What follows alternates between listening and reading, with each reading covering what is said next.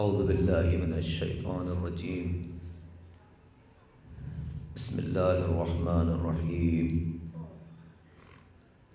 الحمد للہ رب العالمین الذي خلقنا لعبادته والذي جعلنا من المتمسكين بولاية مولانا أمير المؤمنين والذي جعلنا من الباكين في عداء المظلوم والحمد لله الذي جعلنا من المنتظرين لظهور حجته ثم الصلاة والسلام على أشرف الأنبياء والمرسلين حبيب إله العالمين الذي سمي في السماء بأحمد وفي الأراضين بأبي القاسم محمد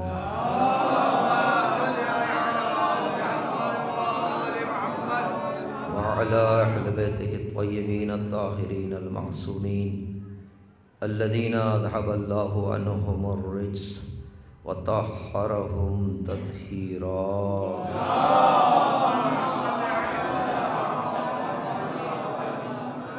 ولعنة الله على أعدائهم أجمعين اللهم لعن أول ظالم ظلم حق محمد وآل محمد وآخر تابع له على ذلك اللهم لعنهم جميعا. قالت مولاتنا وسيدتنا وأمنا فاطمة الزهراء سلام الله عليها: يا أيها الناس اعلموا أني فاطمة وأبي محمد.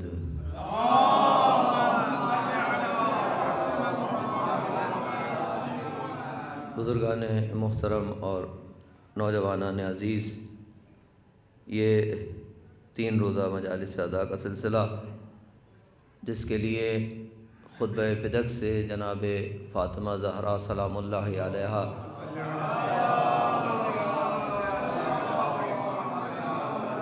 کی زبان مبارک سے جاری ہونے والے ایک فقرے کو موضوع سخن قرار دیا.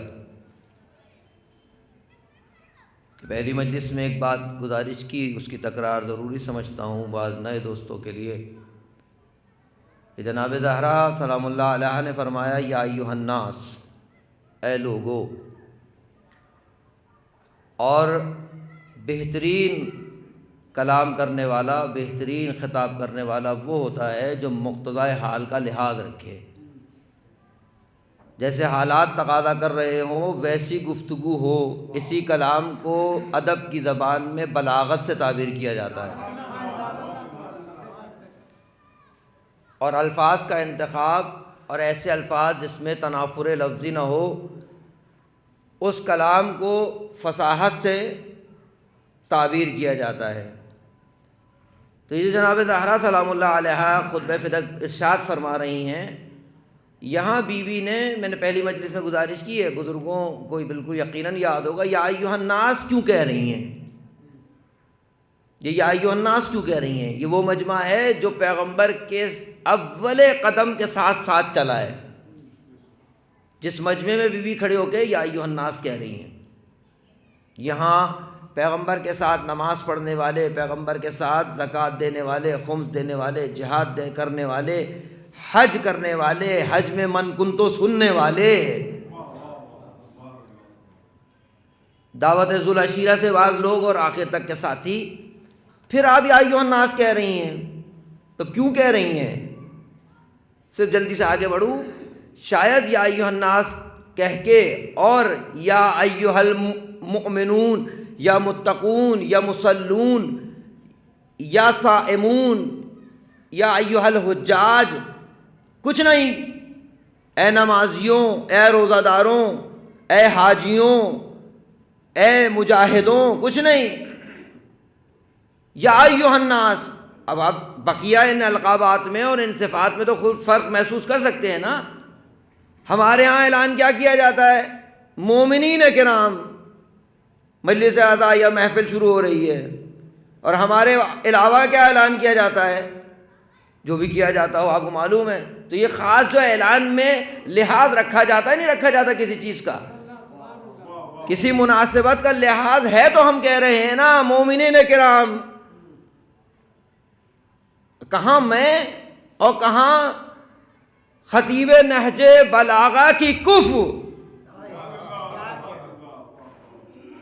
امیر المومنین. کف امیر المومنین خود موضوع ہے. کف امیر المومنین سے کیا مراد ہے؟ نہج بلاغہ میں جس طریقے سے آپ نے گفتگو شروع فرمائی ہے حمد کے ذریعے سے، بعض کہنے والوں کا کہنا یہاں تک ہے کہ بلاغت اور فصاحت کے اعتبار سے اس کی مثل نہیں ہے. مومنین سے کہہ کے خطاب نہیں، مسلمان کہہ کے خطاب نہیں، اللہ اکبر نمازی کہہ کے خطاب نہیں، کچھ نہیں.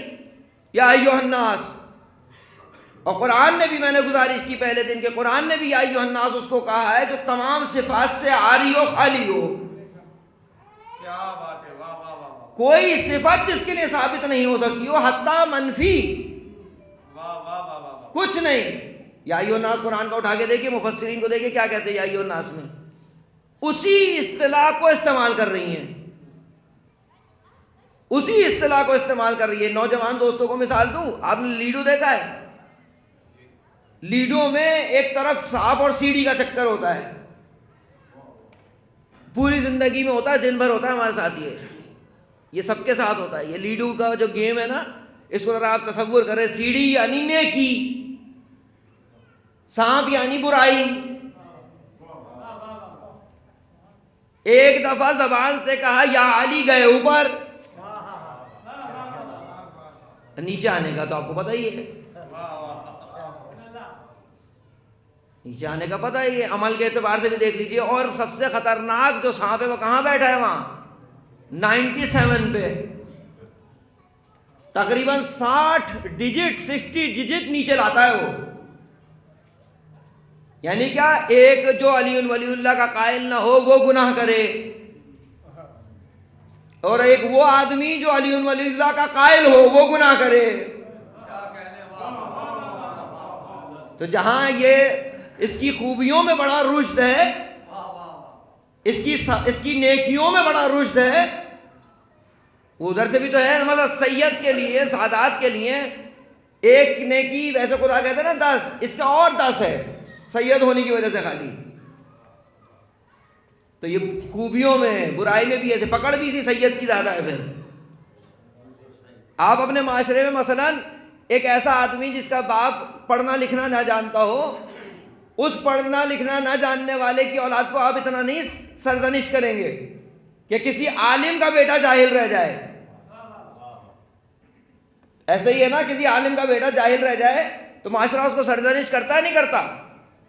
تو جو درِ زہرا پہ نہ آیا ہو جاہل رہ جائے تو اس کی سرزنش اتنی زیادہ نہیں ہے. اگر مستضعف ہے، جان بوجھ کے نہ آنا چاہ رہا ہو، لیکن جو درِ سیدہ پہ جاہل رہ جائے، تم تو باب مدینۃ العلم کے ماننے والے تھے، تمہارے پاس تو علم کا خزانہ تھا. تو یہ سانپ اور سیڑھی کا سلسلہ بالکل ایسی زندگی میں ہوتا ہے، بالکل ایسا ہی ہوتا ہے. تو وہاں میں بھی ایسا ہی ہوا ہے. یہ جو 97 والا سانپ ہے نا، یہ وہ ہے کہ بہت آپ نے بہت انسانیت کی خدمت کی، لیکن جب 97 پر پہنچنے سے پہلے صورت ہے کہ حال کیا ہے؟ نہ لا الہ الا اللہ پاس ہے، نہ محمد رسول اللہ پاس ہے، نہ علی ولی اللہ پاس ہے. کتنی چیزوں کو آپ سلجھا سکتے ہیں اسی سادہ سی مثال میں. پوچھتے ہیں کہ یہ اتنا، اس نے ساری زندگی انسانیت کی خدمت کی، کیا کیسے کہاں جائے گا؟ کہا عمل جنت میں داخل ہونے کا کارڈ ہے ہی نہیں. جنت میں داخل ہونے کا کارڈ اعتقاد ہے. اعتقاد صحیح ہوگا تو داخل ہوگا، لیکن جو داخل ہوگا اس کے پاس کارڈ تو ہے. لیکن جنت میں بھی تو مراتب ہے نا، جنت میں بھی تو رتبے ہیں، سیڑھیاں ہیں، مراحل ہیں کہ نہیں ہیں؟ جناب سلمان فارسی پوری زندگی زحمت کریں، تقوی اختیار کریں، پاکیزگی اختیار کریں، حرام سے خود کو بچائیں، پیٹ کو بھی، آنکھ کو بھی، کان کو بھی، ہاتھ کو بھی، پیر کو بھی، پوری وجود کے ساتھ حلال کے ساتھ زندگی گزارے جناب سلمان فارسی. اور جناب سلمان فارسی بھی علی ولی اللہ کے قائل ہیں. ان کے پاس بھی یہ کارڈ موجود ہے جنت کا، داخل ہو جائیں۔ اور یہ آدمی جو آپ کے سامنے بیٹھا ہے، نہ آنکھ کو حرام سے بچاتا ہے، نہ کان کو بچاتا ہے، نہ زبان کو بچاتا ہے، نہ پیر کو بچاتا ہے، نہ ہاتھ کو بچاتا ہے، نہ دل کو بچاتا ہے، یہ اس کے بعد بھی وہ کارڈ موجود ہے۔ اب دونوں داخل تو ہو جائیں۔ اب آپ کا کیا خیال ہے، مانتی ہے بات عقل اس کو کہ جناب سلمان فارسی جہاں پہنچے وہاں میں بھی پہنچ جاؤں؟ اس کا مطلب ہے داخل ہونے کے بعد مرحلہ اب جنت کا نہیں رہ گیا۔ اور جناب سلمان فارسی سے بھی بڑا نام لے لوں، جس جنت میں آپ اور ہم جانا چاہتے ہیں، کیا خیال ہے جناب عباس کی جنت میں بھی پہنچ جائے گا یہ آدمی؟ جانا تو وہاں ہے جناب عباس کی جنت میں۔ تو یہ جو اپ اینڈ ڈاؤن ہے، یہ اعتقاد میں زیادہ خطرناک ہے، سب سے زیادہ اس کا ضرر اعتقاد پہ آتا ہے۔ تو یہ جناب زہرا جو یا ایھا الذین آمنوا نہیں کہتی، یا ایھا المتقون نہیں کہتی، یا ایھا المصلون نہیں کہتی، ایمان والوں نہیں کہتی، تقوی والوں نہیں کہتی، نماز پڑھنے والوں نہیں کہتی، کیوں نہیں کہتی؟ میں نے پہلے بھی کہا شاید اس لیے نہیں کہتی کہ زہرا ساری دنیا کو سمجھا رہی ہیں کہ میں انہیں نمازی مانوں تو کہوں، میں انہیں روزہ رکھنے والا مانوں تو کہوں۔ ان کا عالم وہی ہے، 97 سے نیچے آ چکے ہیں، میں انہیں مومن مانوں تو کہوں۔ انہوں نے کل ایمان کو چھوڑ دیا ہے، انہوں نے امام متقین کو چھوڑ دیا ہے، کیوں کہوں ان کو؟ اس کے علاوہ یا ایھا الناس نہیں کہہ رہی۔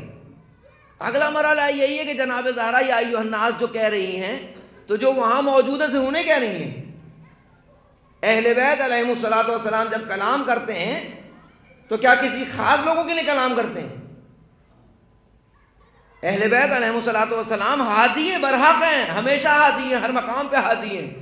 جب یہ کلام کرتے ہیں تو کسی خاص مجمع کے لیے کلام کرتے ہیں؟ نہیں، ایسا نہیں ہے۔ اور آج تو نوجوان دوستوں کے لیے ہدیہ کروں، آج تو سمجھنا بہت آسان ہو گیا ہے۔ یہ جو کیمرہ لگا ہوا ہے، میں آپ میں تو تقریر کر رہا ہوں، آپ کے لیے صرف نہیں کر رہا۔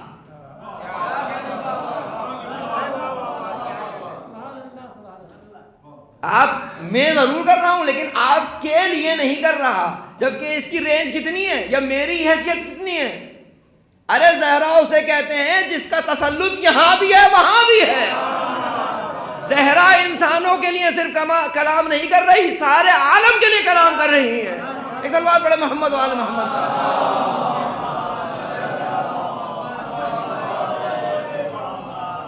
جناب زہرا کا کلام تھوڑی باسی اور سادہ اور پرانا ہو سکتا ہے۔ یہ جناب زہرا کا شعر تو کسی شاعر کا پرانا ہو سکتا ہے، اور کیا نام ہے کسی خطیب کا کوئی جملہ تو پرانا ہو سکتا ہے، کسی لکھنے والے کا جملہ تو پرانا ہو سکتا ہے، ان کا نہیں ہو سکتا کوئی بھی چیز پرانی۔ یہ الگ بات ہے کہ جو ان کا ذکر ہے وہ ایک عام آدمی بھی کرے تو امر ہو جاتا ہے۔ بہت سارے کلام آپ کے ہمارے سامنے موجود ہیں نا، شام غریباں بغیر ان دو خاص کلاموں کے ہوتی نہیں ہے۔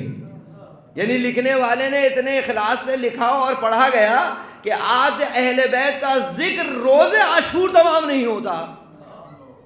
ذرا تصور کریں کتنا کیسے ہوا یہ۔ تو جناب زہرا یا ایھا الناس کیا کہہ رہی ہیں؟ ایک تو ان سے کہہ رہی ہیں، پھر آنے والے تمام زمانے سے کہہ رہی ہیں کہ لوگوں اگر زہرا کو نہیں پہچانا، اعلموا انی فاطمہ، زہرا کو نہیں پہچانا تو صفر پہ کھڑے ہو، کچھ کر لو، جو کرنا ہے کرو، زہرا کو نہیں پہچانا تو کچھ نہیں کیا۔ اب زہرا کی معرفت اور جناب کی معرفت اپنی جگہ، لیکن زہرا کو تو وہ پہچانے جو خود کو پہچانا ہوا ہو۔ اچھے ڈاکٹر کی تلاش میں وہ نکلتا ہے جو خود کو مریض سمجھ رہا ہو، خود کو کمزور سمجھ رہا ہو۔ تو پہلا مرحلہ تو کہتے بھی ہے من عرف نفسہ عرف ربہ، کہ جس نے خود کو پہچانا اس نے پروردگار کو پہچانا۔ تو یہ حضرت انسان کو تو پہچاننے کی ضرورت ہے کہ نہیں ہے؟ جہاں سے میں نے گفتگو شروع کی تھی کہ پروردگار کا احسان ہے کہ اس نے نہ ہمیں پتھر بنایا، نہ درخت بنایا، نہ حیوان بنایا۔ یہ کافی نہیں ہے شکر کرنے کے لیے کہ اس نے ہمیں انسان بنایا۔ اس زمین پر یہ 4 گروہ ہیں، یہ پتھر، درخت، حیوان، چوتھا انسان۔ یہ تقسیم شیعوں کی ہے۔ یہ ممبر والوں کی ہے یہ تقسیم، یہ ظاہری مادی اللہ نے بنائی ہے یہ، کہ ان 4 گروہوں میں فقط ایک ہی انسان ہے۔ اور کیوں انسان ہے؟ فضیلت کس وجہ سے ہے؟ خصوصی توجہ چاہتا ہوں نوجوان دوستوں کی، کیوں ہے یہ فضیلت انسان کو سب پہ؟ تو آپ کو دیکھنا پڑے گا کہ یہ جماعت جو ہے اس سے یہ نبات کیسے افضل ہے، اور یہ نبات سے حیوان کیسے افضل ہے، تیزی سے گزرو اس پر، اور پھر اسی طریقے سے انسان کیسے افضل ہے۔ جماعت کسے کہتے ہیں؟ جمود، فقط جسم، اس کے اندر نمو نہیں ہے، اور جس کے اندر نمو ہے اس کے اندر یعنی درخت، اس کے اندر کیا ہے؟ حرکت نہیں ہے، آنے جانے کی صلاحیت نہیں ہے، اور جس کے اندر جسم بھی ہے، نمو بھی ہے، آنے جانے کی صلاحیت نہیں، اس کے اندر عقل نہیں ہے۔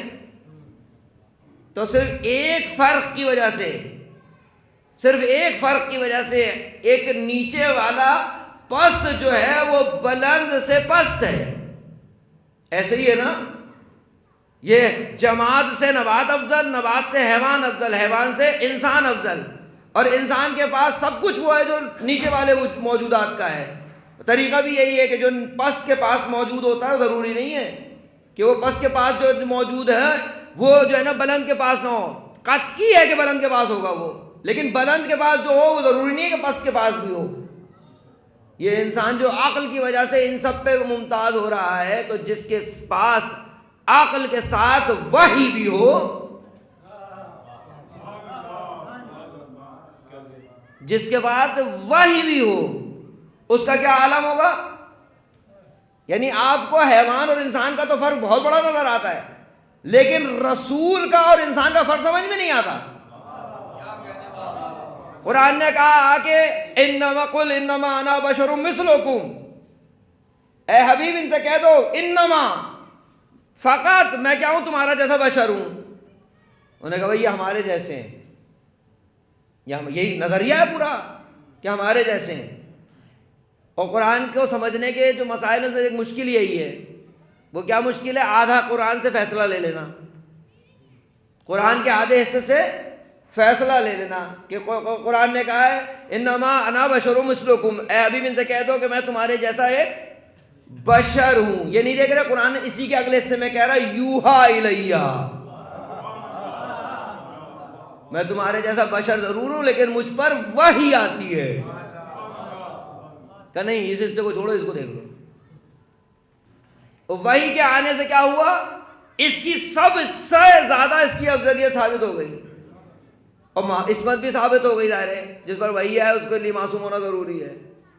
تو یہ فضیلت کا جو سلسلہ انسان کا سمجھ میں آ رہا ہے، یہ تو ایک موجودات کا سلسلہ ہے۔ اب میں اس میں بحث میں داخل ہوں جو آج کی بحث کرنی ہے، لیکن اس کے وجود میں اور اس کی تصویر میں فرق ہے۔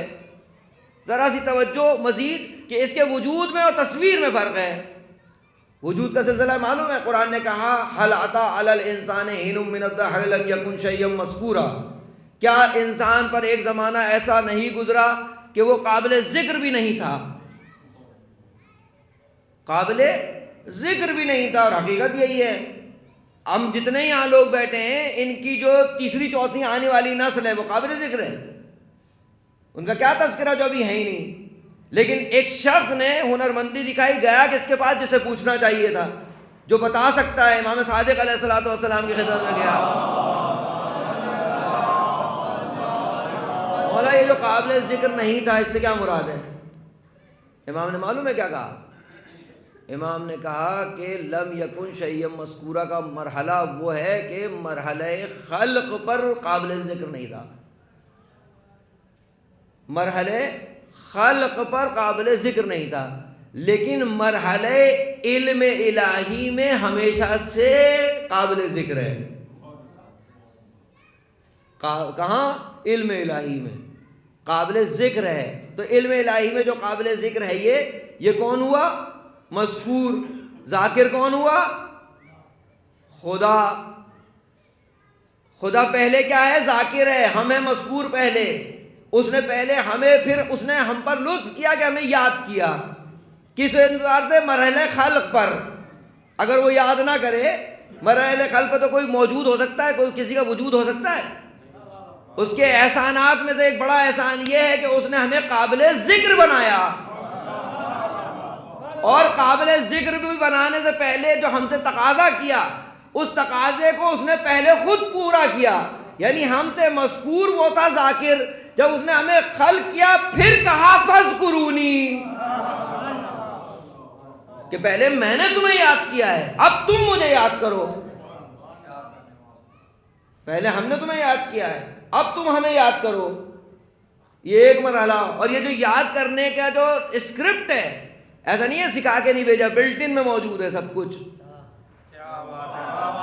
تمہیں کہیں باہر نہیں جانا پڑے گا، تم ذرا اپنے اندر ذرا جھانک لو گے، ہم پائے جاتے ہیں، صرف ہم ہی ہم ہیں، ہمارے علاوہ کوئی نہیں ہے تمہارے وجود میں. انسان کے اگر آپ دیکھیں تو 3 مرحلے: خدا جوئی، خدا کی تلاش، خدا جوئی، خدا کی تلاش، خدا شناسی، خدا کی شناخت، خدا یابی یعنی خدا کو پا لینا. تینوں چیزیں انسان کے اندر موجود ہیں. اس نے کہا ہم نے پہلے تمہارا ذکر کیا ہے، پھر تم سے کہا ہے کہ تم ہمارا ذکر کرو، اور تمہیں جو کہا ہے کہ ہمارا ذکر کرو اس میں بھی تمہارا ہی فائدہ ہے. فاذکرونی اذکرکم، تم میرا ذکر کرو پھر میں تمہارا ذکر کروں گا. یہ میں اہل بیت کی گفتگو نہیں کر رہا، کیونکہ یہ جتنا مرحلہ ہو رہا ہے کہ ہم علم الہی سے یاد خلق میں آئے اور پھر اس نے ہمیں کہا کہ حکم کرو، یہ سارا کا سارا سب ان کے توسط سے، ان کی بات نہیں ہو رہی. ابھی دلیل دوں گا ان کی بات کیسے نہیں ہو رہی. اب جو یہ سسٹم بنایا اس نے کہ مجھے یاد کرو، میں نے تمہارے بلٹن میں رکھ دیا کہ تم مجھے کیسے یاد کرو. سلسلہ کہاں سے شروع ہوگا؟ وَإِذْ قَالَ رَبُّكَ لِلْمَلَائِكَةِ إِنِّي جَاعِلٌ فِي الْأَرْضِ خَلِيفَةً، کہ جب اللہ نے زمین پر بنانے کے لیے آدم کو کیا کیا؟ خلیفہ بنایا. اور پورا سلسلہ کیا کہا؟ علم آدم الاسماء کلہا، آدم کو تمام اسماء کی تعلیم دے دی گئی. اسماء کی تعلیم دے دی گئی آدم کو. کیا مطلب؟ آدم کون ہے؟ شاگرد. معلم کون ہے؟ خدا. نصاب یاد خدا کون ہے؟ محمد و آل محمد. یعنی آدم تمہیں اس حقیقت کو بھولنا نہیں ہے کہ ہم نے تمہیں تعلیم دی ہے. کس کی؟ حقیقت محمد و آل محمد کی. کیوں؟ اگر تم بھول جاؤ گے، اگر آدم حقیقت محمد و آل محمد کو بھول جائیں تو اپنی آدمیت کھو دیں. آدمیت نہیں کھو دیں فقط. زمین پہ کہا ہے وہ قرآن نے جو کہا ہے اولئک کالانعام، اولئک کالانعام، یہ جانوروں کی مانند ہیں. بل ہم اضل، بلکہ اس سے بھی پستر. کیوں؟ اس وجہ سے اولئک ہم الغافلون، یہ وہ لوگ ہیں جو غفلت کا شکار ہیں. غفلت کس سے؟ وہی جو پروردگار نے فطرت میں فیڈ کر کے بھیجا تھا اس سے غافل ہو گئے، اس سے غافل ہو گئے. اور یہاں ایک بات بریکٹ میں کہتا چلوں، یہ جو یا ایھا الناس کہہ کے جھنجھوڑنے آئی ہیں اسی لیے آئی ہیں کہ تم اپنی حقیقت بھول گئے ہو. اللہ نے تمہارے وجود میں ہمارا علم رکھا ہے، تمہارے وجود میں یاد فاطمہ فطری ہے، یاد فاطمہ فطری ہے. اس کو جھنجھوڑ رہی ہیں. کیوں؟ بالکل سادہ سا مثال دینے کا عادی ہوں میں نوجوان دوستوں کے لیے. یہ جو ہماری الیکٹرک کی، یہ کہ الیکٹرک جو بلب لگاتی ہے مرکری کا، اگر لگا دے خدا نہ خواستہ کہیں، تو یہ جو بلب لگاتی ہے نیا کیسا ہوتا ہے؟ یہ نیا کیسا ہوتا ہے؟ یہ بلب جو نیا لگاتی ہے وہ، اور کھلی فضا میں لگتا ہے. اور نیچے کیا عالم ہے؟ ایک آسمان تو اوپر ہے نا، ایک نیچے اڑتا ہے. جب گاڑی گزرتی ہے یا پیر پڑتا ہے مٹی پہ تو اس دھوئیں سے کیا ہوتا ہے؟ اس بلب کا عالم کچھ دن میں کیا ہوتا ہے؟ جیسے جیسے وقت گزرتا چلا جاتا ہے انعکاس نور ختم ہوتا چلا جاتا ہے. ایک وقت آتا ہے بالکل اس سے کوئی نور ہی منعکس نہیں ہو رہا. حضرت امام محمد باقر علیہ الصلوۃ والسلام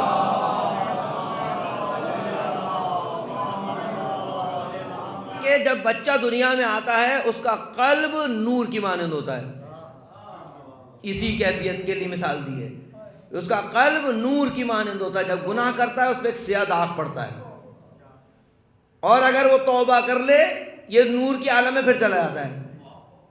لیکن توبہ نہ کرے یہ داغ بڑھتا چلا جاتا ہے، بڑھتا چلا جاتا ہے. مولا فرماتے ہیں ایک وقت وہ آتا ہے کہ پورا دل سیاہ ہو جاتا ہے.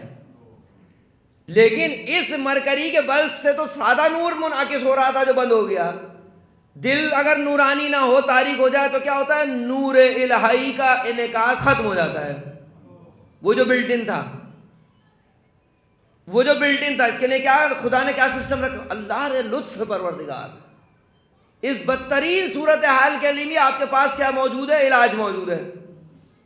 اس کے لیے بھی اللہ نے علاج رکھا ہوا ہے. وہ آیا نا، آ کے اس نے پوچھا امام صادق علیہ الصلوۃ والسلام سے، مولا سے آگے کیا کہتا ہے؟ دہریہ کہتا ہے خدا کوئی نہیں ہے، اگر ہے تو دلیل دو. لہجہ دیکھیے گفتگو کا، لگتا یہ ہے کہ یہ سکھانے آئے ہیں. کہا دلیل دیجئے خدا کے ہونے کی. امام نے فرمایا تمہیں یاد ہے تم دریا میں سفر کر رہے تھے فلاں روز فلاں وقت؟ کہاں کر رہے تھے؟ کہا دریا میں طغیانی آ گئی. کہاں آ گئی؟ کہا کشتی کو طغیانی لہروں نے پارا پارا کر دیا. کہاں ایسا ہی تھا؟ کہا ایک چھوٹا سا تختہ تمہارے ہاتھ آیا. کہاں ایسا ہی ہوا؟ کہا جب اس تختے کی طرف تم لپکے تو تمہارے دل میں آیا ان تمام مسدود حالات کی بعد بھی کوئی ہے جو بچا لے گا. کہا ہاں بالکل ایسے ہوتا. کہا بس جس کو تم پوچھ رہے ہو وہی خدا ہے، وہ خدا ہے. اور ان کا کمال ہے ڈوب وہ رہا تھا پتہ انہیں ہے، کیونکہ یہ کسی بھی ڈوبنے والے سے غافل نہیں ہوتے. بس شرط یہ ہے کہ وہ ڈوبنے والا ان کے دروازے تک آ جائے، پھر یہ ایسا نکالتے ہیں کہ علیہ السلام بنا دیتے ہیں. صلوات پڑھنا محمد وآل محمد.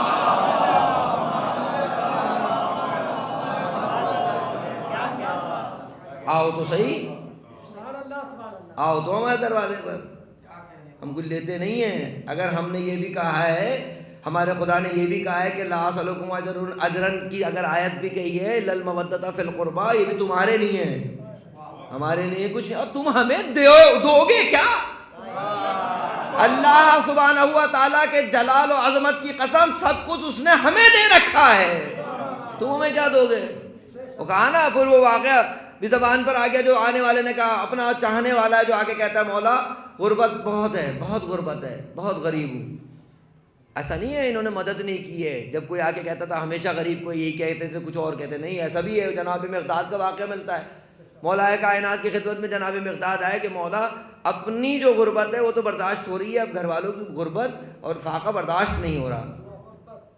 کون کہہ رہا ہے؟ مقداد جو 8ویں درجے پر ہے. امیر المومنین سے آ کے تقاضا کرتے ہیں. امیر المومنین نے کہا کہ وہ کنکر اٹھاؤ، مٹی کا ڈھیلا اٹھاؤ. کنکر کہنے لگے وہ ڈھیلا اٹھایا جناب انہوں نے مقداد نے. ڈھیلا جیسے ہی اٹھایا کیا ہو گیا؟ وہ مٹی کا ڈھیلا سونے میں تبدیل ہو گیا، کیونکہ علی کا ارادہ ہے. یہاں یہ اور بات ہے کہ جو علی مٹی کے ڈھیلے کو سونا بنا سکتے ہوں، وہ اپنے محب کو کیا بنانے کا ارادہ رکھتے ہیں؟ وہ اپنے محب کو کیا بنانے کا ارادہ رکھتے ہوں گے؟ اپنے شیعہ کو کیا بنانے کا ارادہ رکھتے ہوں گے؟ اللہ نے جناب مقداد وہ ڈھیلے کو لیا، سونے کے پورے ڈھیلے کو، کنکر مانگا تھا ڈھیلا ملا. اور علی کرتے یہی ہیں، اتنا مانگو اتنا دیتے.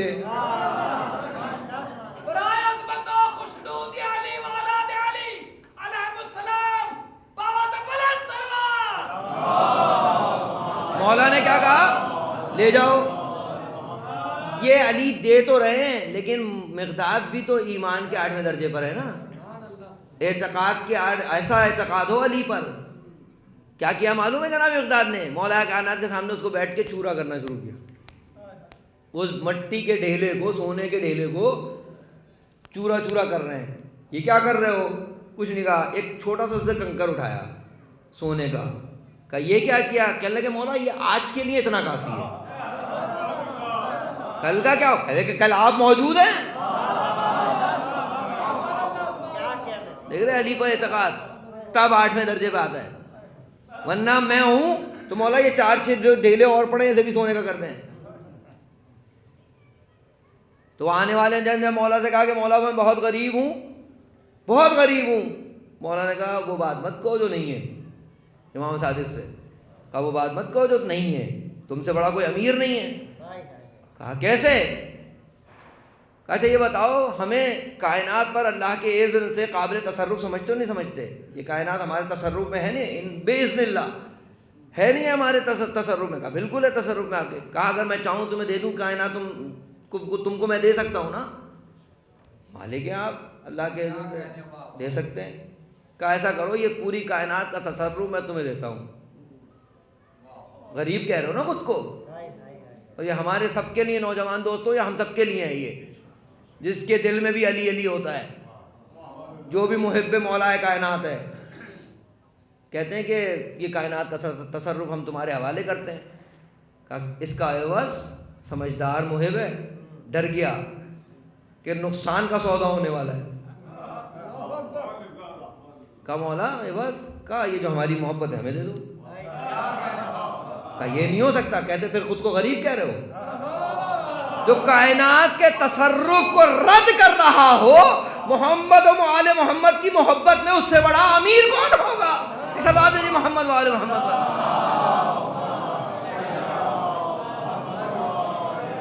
خود کو پہچانے انسان، خود کو پہچانے. خصوصاً پروردگار نے جب ہمیں وجود کی موجود کے مرحلے میں سب سے بلند رکھا، نہ پتھر نہ درخت نہ حیوان بلکہ انسان رکھا. اس سے بھی ہٹ کے اگر ملک بنا دیتا تو کمال تھا. چھوڑیے آپ اس زمانے کی جو موجودات ہیں، ملک بنا دیتا، آپ کو فرشتہ بنا دیتا، کمال تھا وہ؟ یا یہ کمال ہے جو بنایا اس نے؟ کیسے؟ آپ اس عالم کی موجودات میں دیکھیے، ان میں اور ہم میں کیا فرق ہے، اور پھر ہم میں اور ملائک میں کیا فرق ہے، معلوم ہے آپ کو؟ اصول کافی کی حدیث ہے، مولا فرماتے ہیں کہ پروردگار نے عقل کو خلق کیا اور خواہش کو خلق کیا. عقل کو اور خواہش کو. مولا نے کہا ملائک کو فقط عقل دی، جانوروں کو فقط خواہش دے دی. کہا انسان کو دونوں دے دی. پھر مولانا نے نتیجہ دیا، کہا اگر انسان کی خواہش اس کی عقل پر غالب آ جائے تو، اگر خواہش عقل پہ غالب آ جائے تو مولا فرماتے ہیں جانوروں سے بدتر ہے. اور علی کہہ رہے ہیں، یہ علی کہہ رہے ہیں کہ پتھر پہ لکھی ہوئی لکیر سے زیادہ مضبوط ہے. کلام علی ہے یہ، اس کے علاوہ کا امکان ہی نہیں ہے جو یہ کہہ رہے ہیں. مولانا نے کہا اور جس کی عقل اس کی یہ خواہش پر غالب رہے وہ کیا ہے؟ کہہ رہے ہیں ملائک سے افضل. ملائک سے. اب آپ بتائیے صبح کی نماز کے وقت خواہش عقل پہ غالب ہوتی ہے یا برعکس؟ یہ تو ڈیلی بیسس کا بالکل ایکسپیرینس ہے نا، ڈیلی بیسس کا ایکسپیرینس ہے کہ آپ کیا کہیں کہ آپ کی خواہش عقل پہ غالب ہے یا برعکس. ہر جوان کہے گا کہ مولانا صبح کی نماز کا تو مسئلہ رہا ہی نہیں ہے اب. کہا کیوں؟ کہنے لگے صبح کی نماز اس کے لیے مشکل ہو جو رات کو سوتا ہو. کہا آپ یہ بتائیے کہ یہ تو مثال بہتر اس سے ہے کہ ظہر کی نماز وقت پہ پڑھ کے دکھاؤ. وہ جوان جو ظہر کی نماز کے وقت سو رہا ہے، سارا دن سو رہا ہے، یہ امام زمانہ کے کام آئے گا؟ یہ امام زمانہ کے کام ہے. مولا کو یہ آدمی چاہیے جو پوری رات گزار کے جاگ کر اور پھر پورا دن سوئے، اور اس وقت سوئے جس وقت صدائے ظہور آنی ہے، اسی وقت یہ سو رہا ہو. تو یہ جو موجودات میں عرض کروں کہ جو موجودات میں ہے اس میں بھی ملائک سے افضل ہے انسان نا. ایک دلیل فقط، اور شاید بات تمام کر پاؤں، پڑھنا مجھے کچھ اور تھا، بات تمام کر پاؤں شاید، کہ اس میں کیا کہ مولا کائنات نے جو سلسلہ بیان کیا اس سے ہٹ کے ذرا آپ دلیل عقلی دیکھیں. ساری کائنات میں اختیار کے ساتھ عبادت کرنے کا حق کسے دیا گیا ہے؟ ساری کائنات میں، اس زمین پر بھی اور آسمانوں پر بھی اختیار کے ساتھ کون عبادت کرتا ہے؟ یہ حدیث بیان کر رہی ہے کہ جو کرنا ہے اختیار کے ساتھ کرنا ہے. کیوں؟ یہ جو بقیہ موجودات ہیں، آپ کیا سمجھتے ہیں پتھر میں مجال ہے کہ سر پیچی کر لے اللہ کے حکم سے؟ درخت میں مجال ہے کہ سر پیچی کر لے اللہ کے حکم سے؟ آسمان پہ جو موجودات ہمیں اور آپ کو چاند اور سورج نظر آ رہے ہیں، مجال ہے ان کی کہ سر پیچی کر لیں؟ یہ کر نہیں سکتے. ان کو اللہ نے جیسا خلق کیا ہے، جیسا کہہ دیا ہے ویسے ہی کرنا ہے، ان کو ویسا ہی کرنا ہے، مگر یہ کہ نیا حکم آ جائے، مگر یہ کہ نیا حکم آ جائے. سورج کہاں ڈوبتا ہے؟ سورج کہاں ڈوبتا ہے؟ کہاں؟ مغرب میں ڈوبتا ہے، اور کہیں وہاں سے طلوع ہوتا ہوا نظر آ رہا ہو. تو یہ سورج اللہ کی بغاوت کر رہا ہے، اس میں تو طاقت ہی نہیں ہے کہ اللہ کی بغاوت کر رہا ہے. نہیں، کہا پہلے کچھ اور حکم تھا، اب کچھ اور حکم ہے. ہمارا کام تو فقط حکم ماننا ہے.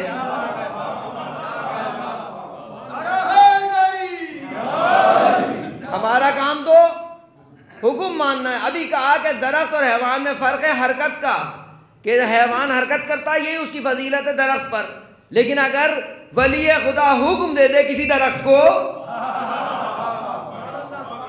تو وہ اپنے سے بلند والی صفت بھی پا لیتا ہے.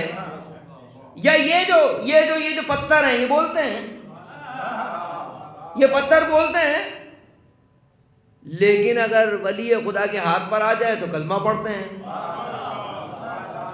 پڑھتے نہیں پڑھتے کلمہ؟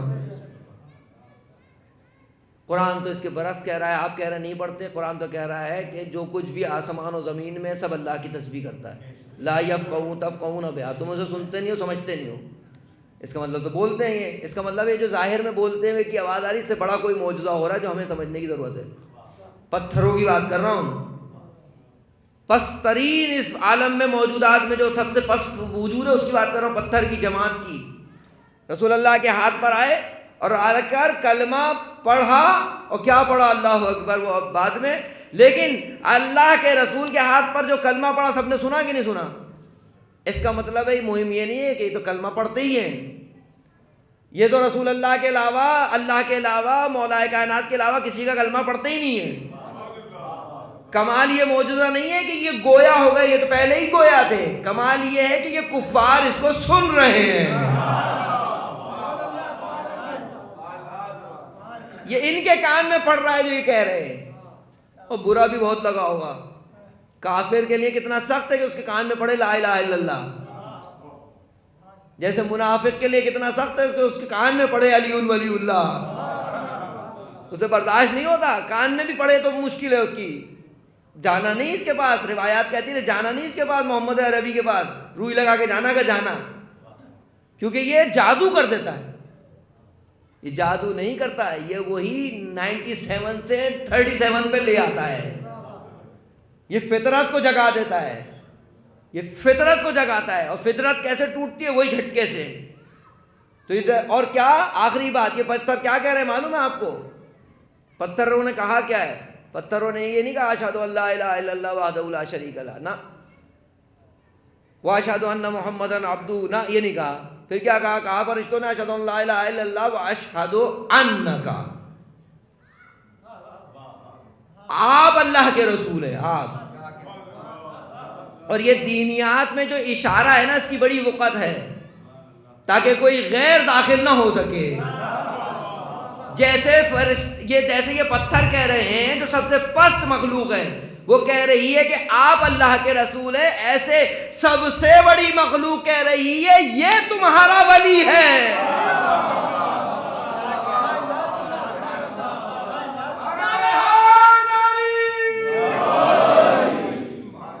من کنت مولا فعلی مولا نہیں کہا، من کنت مولا فہذا علی مولا. یہ ہذا میں رمز ہے، کیونکہ بیٹھنے میں کہنے میں تو مسئلہ کسی کے لیے بھی نہیں ہے. بن کے بیٹھ جائے ممبر پہ کوئی عالم، بیٹھنے تو تھوڑی عالم ہو جاتا ہے. ثابت کرے، پھر ثابت کرے کہ ہے اگر اس کا ہے. اسی لیے پیغمبر نے خاص نص کہہ دی یہ علی مولا. یہ اور پھر کیا کہا؟ من کنتو. من کنتو کا ترجمہ کیا ہے؟ جس کا میں مولا تھا. ایک معنی جس کا میں مولا ہوں، دوسرا معنی جس کا میں مولا رہوں گا. اس کا یہ علی مولا تھا، ہے، رہے گا. مسئلہ کیا حل کر دیا؟ مسئلہ یہ اب ہم سے مت پوچھو کہ علی انبیاء سے افضل ہے کہ نہیں، یہ بتاؤ رسول اللہ انبیاء سے افضل ہے کہ نہیں. تو اگر رسول اللہ انبیاء سے افضل تو جیسے رسول اللہ افضل ویسے علی افضل. ورنہ اس نص کو حل کر کے بتاؤ, نص کو حل کر کے بتاؤ کہ کہتے ہیں کہ انبیاء سے افضل. جناب زہرا کے لیے حدیث ہے کہ کسی نبی کو نبوت نہیں ملی, کسی نبی کی نبی تکامل تک نہیں پہنچی, نہ ملی نہ تکامل تک پہنچی, یہاں تک کہ اس نے فاطمہ کی فضیلت کا اقرار نہیں کر لیا. من کنت مولا فہذا, یہ مولا, یہ مولا. مولا کا معنی کیا ہے؟ کہا مولا کا معنی, اب یہ نص تو ہم کچھ کر سکتے نہیں ہیں, ایسا کرتے ہیں مولا کے معنی میں ہیر پھیر کرتے ہیں. مولا کے معنی میں ہیر پھیر کیا کہ یہ دوست, جس کا میں دوست اس کا یہ دوست, یعنی پورے جہاں کا میں رہنے والا ہوں جعفر طیار میں, بچپن سے گزرا ہے میرا وہاں اور سب کچھ ہے, اور لوگ مجھے بھی جانتے ہیں اور میں کس کا بیٹا ہوں اسے بھی جانتا ہوں. میں بہت بڑا اہتمام کروں صرف اور اس پہ جا کے کہوں کہ یہ میرے بابا ہیں,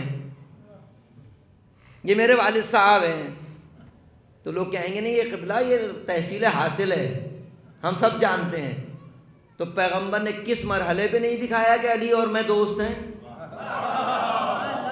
ارے دوست تو چھوڑیے, جب دوست کو دوست بنایا تھا تو علی کو کسی کا دوست نہیں بنایا تھا, اور جب کسی نے کہا کہ آپ نے علی کو کسی کا دوست نہیں بنایا, کہا تم اور ہو علی اور ہے, علی تو میرا بھائی ہے.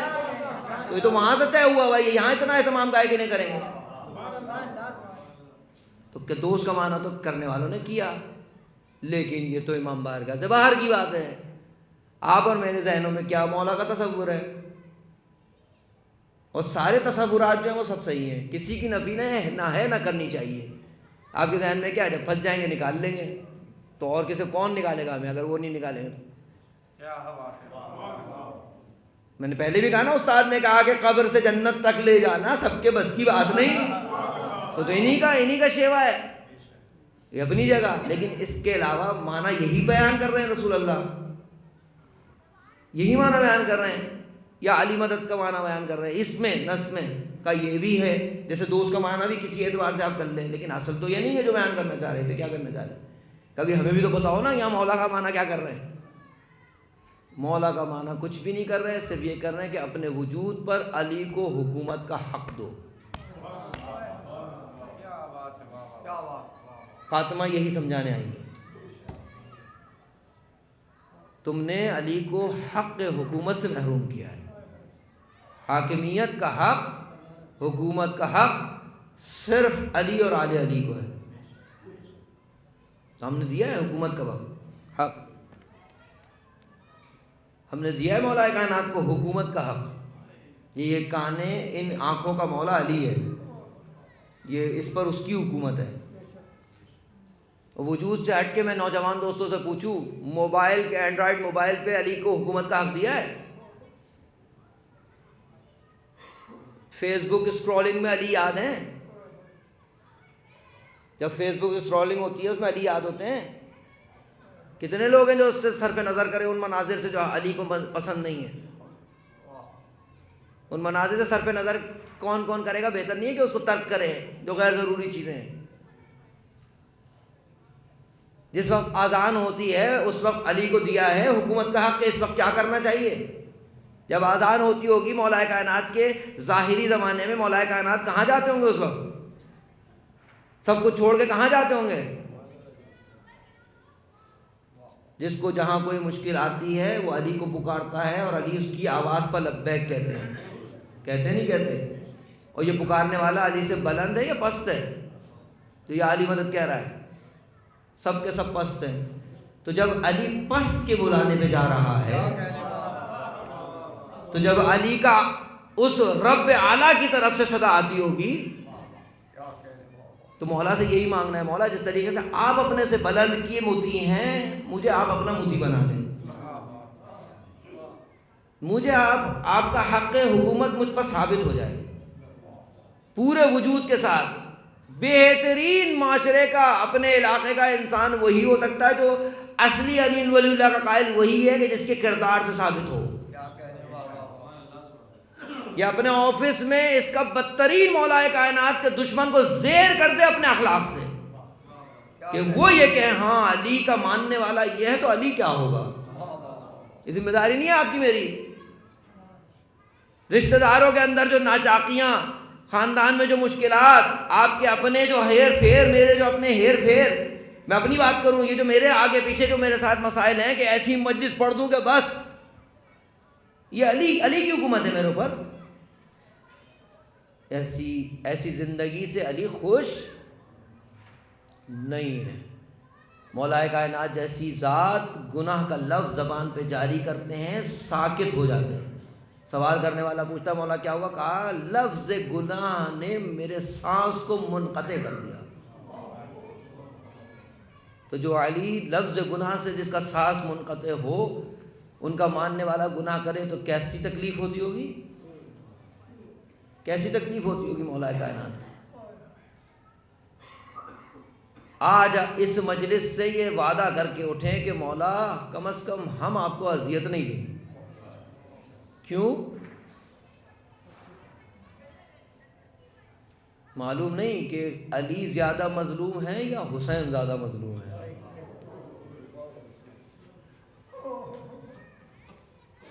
کسی نے کہا کہ میں سوچ رہا تھا کہ حالانکہ مقابلہ ٹھیک نہیں ہے لیکن اپنے گریے کے لیے، اپنی ادا کے لیے سوچ رہا تھا.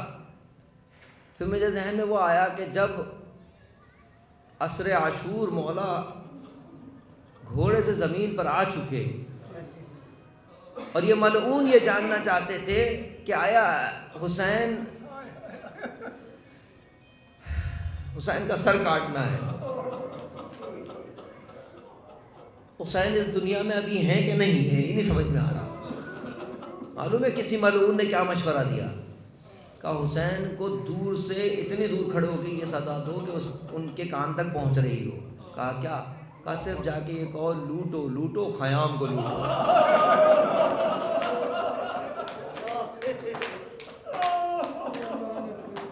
حسین بہت غیور ہے، معلوم ہو جائے گا. جیسی یہ صدا کان میں پڑی، پورے وجود کے ساتھ، پوری طاقت کے ساتھ حسین نے خود کو بلند کیا. یا شیعہ آل سفیان، اگر تم آزاد نہیں ہو، مرد نہیں ہو، تو کم از کم آزاد رہ کر تو زندگی گزارو. عزیز و حسین سے یہ جملہ سنا نہیں گیا کہ ناموس پر حملہ. مجھے نہیں معلوم علی کتنے مظلوم ہیں. گھر میں دشمن داخل ہو ناموس کو، گھر کے اندر علی جیسے بہادر کے سامنے.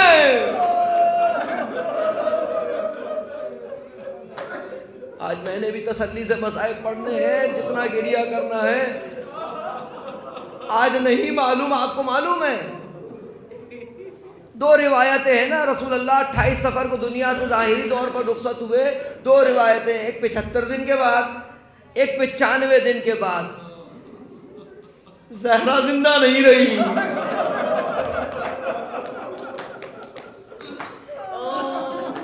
ابھی 75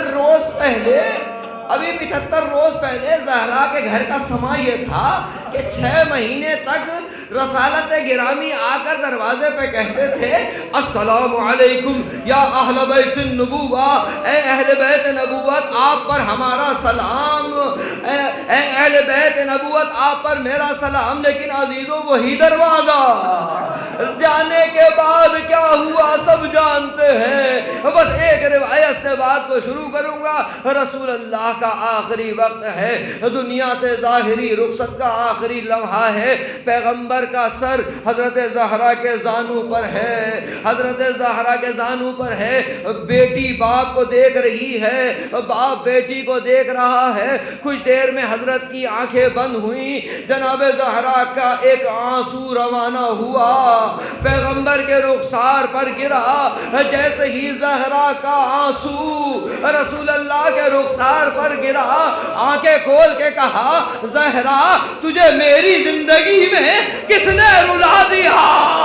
ارے میں کہوں گا یا رسول اللہ آپ سے زہرا کا ایک آنسو برداشت نہیں. ابھی کچھ دن کے بعد مرثیہ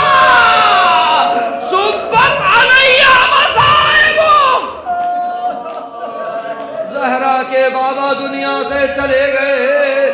شاید یہ بیٹی انتظار کر رہی ہوگی کہ اب لوگ آئیں گے کہ آپ کے بابا نے ہمیں کلمہ سکھایا، آپ کے بابا نے ہمیں تمیز سکھائی، آپ کے بابا نے ہمیں تہذیب سکھائی، آپ کے بابا پر کہ ہم پر بہت احسان ہے، ہم تعزیت کے لیے آئے ہیں۔ عزیز و دستور یہ ہے کہ 3 دن تک گھر سے دھواں نہیں اٹھنا چاہیے، کھانے کے لیے دھواں تک نہیں اٹھنا چاہیے، لیکن ابھی رسول کو گئے ہوئے کچھ ہی دن ہوئے ہیں، زہرا کے گھر سے دھواں اٹھ رہا ہے، زہرا کے گھر سے دھواں اٹھ رہا ہے، لیکن یہ گھر کا دھواں نہیں ہے، یہ دروازے کا دھواں، جس نے زہرا کا وہ حال کر دی، جس نے زہرا کا معلوم ہے کیا حال کر دیا۔ ایک وقت وہ عصر عاشور تھا نا، جب جناب فضہ نے آ کر بی بی زینب سے کہا بی بی غضب ہو گیا، کون سا غضب باقی رہ گیا، حسین کا سر کاٹ دیا گیا، نیزے پہ بلند کر دیا گیا۔ نہیں نہیں بی بی، ابھی ایک ایسا ظلم ہے جو قابل برداشت نہیں۔ کیا ہو رہا ہے فضہ؟ بی بی گھوڑوں کی نال بندی ہو رہی ہے، بی بی حسین کا لاشا صحرائے کربلا۔ عزیزو جملہ سنیے، حسین صحرائے کربلا میں پامال ہوئے۔ ذرا یہ بتائیے جب دروازہ گرا ہوگا گھر میں دو گھسے ہوں گے، حسین کربلا میں پامال، زہرا اپنے گھر میں۔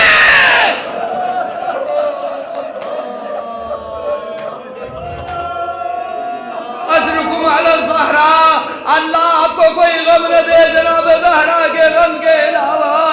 عزیزو ظہور کے لیے دعا کیجئے، مولا کی نصرت کی دعا کیجئے۔ عزیزو آپ کو معلوم ہے ان 75 دنوں میں کیا کیا ہوا، کوئی بیان کرنے والا اسے بیان نہیں کر سکتا، لیکن ایک آدھ جملہ فقط آپ کی خدمت میں پیش کرنا چاہتا ہوں۔ اسما کو بلایا۔ اسما، میں نے سنا ہے بعض لوگوں کے ہاں ایسا تابوت تیار کیا جاتا ہے کہ جس کی وجہ سے جنازے کا، میت کا بدن اوریاں نہیں ہوتا۔ ہاں ہاں ہاں بی بی میں جانتی ہوں۔ اسما، اس تابوت کو تیار کرو، گھر کے صحن میں وہ تابوت تیار ہو رہا ہے۔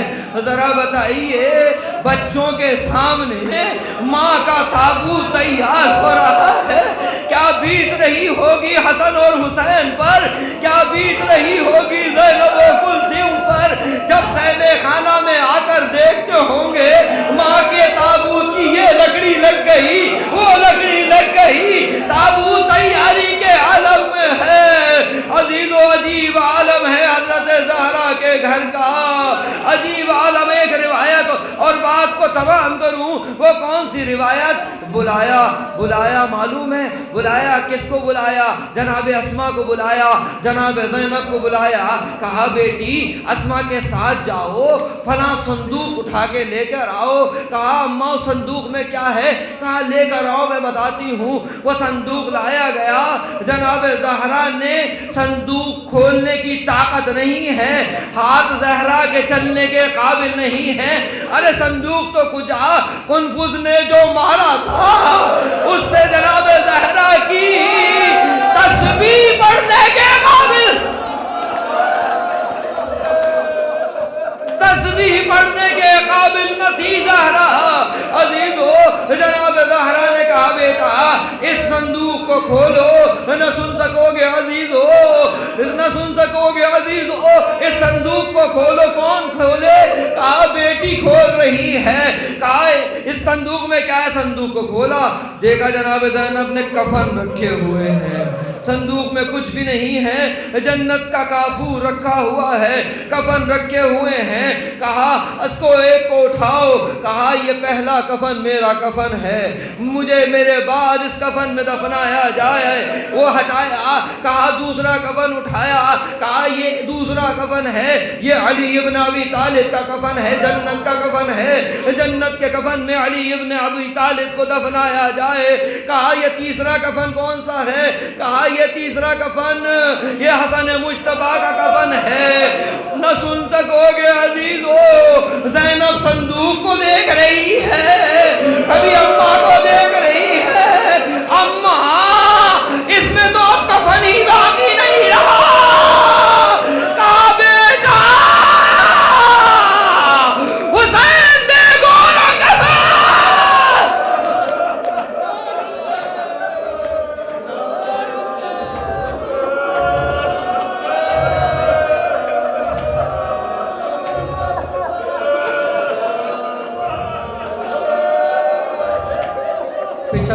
دن پورے ہوئے، ذرا سا سانس لیجئے، پھر آوازوں کو آوازات کیجئے۔ 75 دن کی روایت کے مطابق 75 دن پورے ہو گئے۔ زہرا اپنے بستر سے بلند ہوئی، اپنے آپ کو سنوارا، بچوں کو سنوارنا شروع کیا۔ آپ کیا سمجھتے ہیں، میں کیا سمجھتا ہوں؟ یہ علم لدنی کے مالک کے بچے سمجھ نہیں رہے کہ کیا ہو رہا ہے۔ تیار کیا اپنے بچوں کو، جاؤ بیٹو، جاؤ حسنین، جاؤ بابا کی قبر پر ماں کی شفا کے لیے دعا کرو، جاؤ جا کے ماں کی شفا کے لیے دعا کرو۔ اسما سے کہا اسما بچے آئیں گے تو ان کا خیال رکھنا، اسما بچوں کا خیال رکھنا۔ اور وہ وصیت بھی جناب زہرا کی سامنے آئی جس میں امیر المومنین کو کہا گیا تھا یا علی غسلنی باللیل، یا علی حنتنی باللیل، یا علی دفنی باللیل۔ اے علی مجھے رات میں غسل دینا، اے علی مجھے رات میں حنوط دینا، اے علی مجھے رات میں دفن کرنا۔ جاؤ بچوں جاؤ، جاؤ نانا کے مزار پر جاؤ، جا کے نانا سے ماں کے لیے دعا کرو۔ بچوں کو بھیجا، اسما سے کہا میں اس حجرے میں جا رہی ہوں جب تک میری تسبیح و تحلیل کی آواز آتی رہے۔ سمجھنا زہرا ظاہراً اس دنیا میں موجود ہے، لیکن جیسے ہی تسبیح و تحلیل ختم ہو جائے سمجھ لینا زہرا خالق حقیقی سے جا ملی۔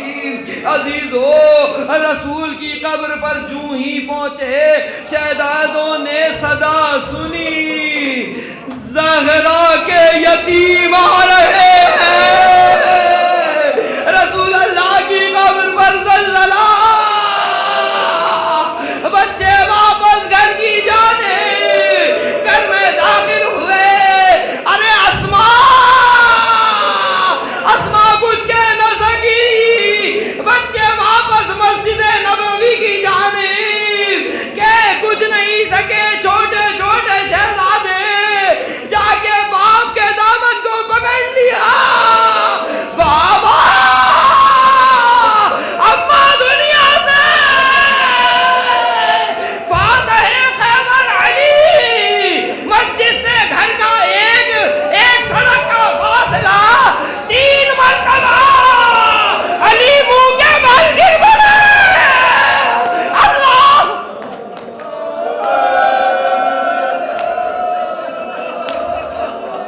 پھر وہ وقت آیا عزیزو، وصیت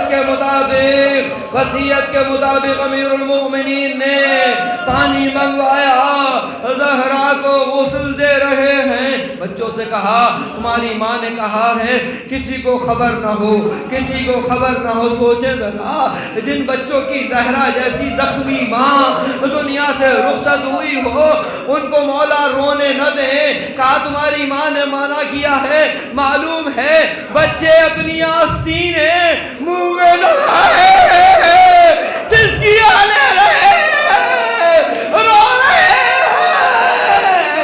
اللہ اکبر، اللہ اکبر۔ عزیزو وہ علی جو بچوں کو رونے سے منع کر رہا تھا ایک چیخ ماری۔ اسما نے کہا مولا آپ تو بچوں کو روک رہے تھے۔ ارے اسما تجھے معلوم نہیں